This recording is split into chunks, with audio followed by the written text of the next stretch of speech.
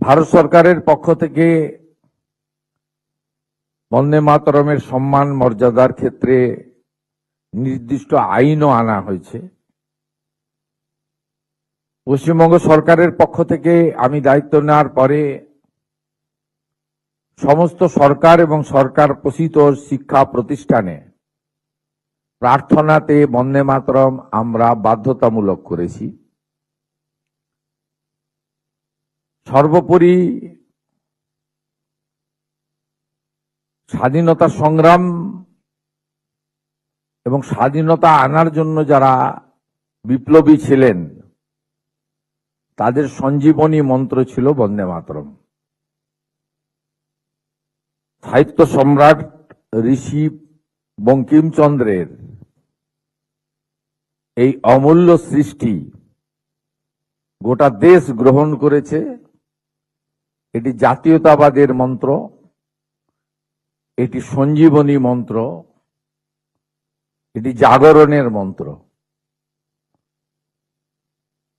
আমি পশ্চিমবঙ্গ সরকারের মুখ্যমন্ত্রী হিসেবে বন্দে মাতরমকে অপমান করা মানে দেশপ্রেম, রাষ্ট্রবাদ, জাতীয়তাবাদ এবং সর্বোপরি এর স্রষ্টা ঋষি বঙ্কিমচন্দ্রকে অপমান করা।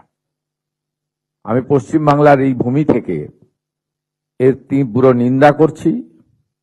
ইতিমধ্যে ঋষি বঙ্কিমচন্দ্র পরিবারের পক্ষ থেকে সৌমিত্র চ্যাটার্জি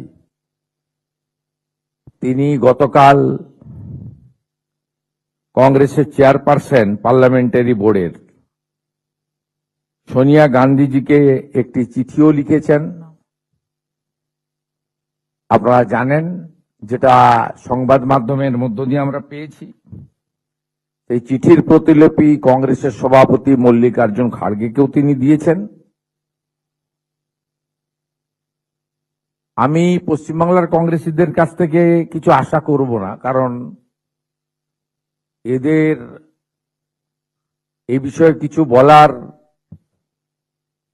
ক্ষমতা বা দম আছে বলে আমার মনে হয় না। আমি ঋষি বঙ্কিমচন্দ্রের পরিবারের সৌমিত্র চ্যাটার্জির লেখা মাননীয় সোনিয়া গান্ধী এবং মাননীয় মল্লিকার্জুন খাড়গেকে চিঠির পরিপ্রেক্ষিতে তাদের প্রতিক্রিয়া আশা করব এবং এই বন্দে মাতরম মন্ত্র, বন্দে মাতরম কে অপমান করার মধ্য দিয়ে সমগ্র রাষ্ট্রবাদ এবং দেশপ্রেমকে অপমান করা হয়েছে বলে আমরা মনে করি।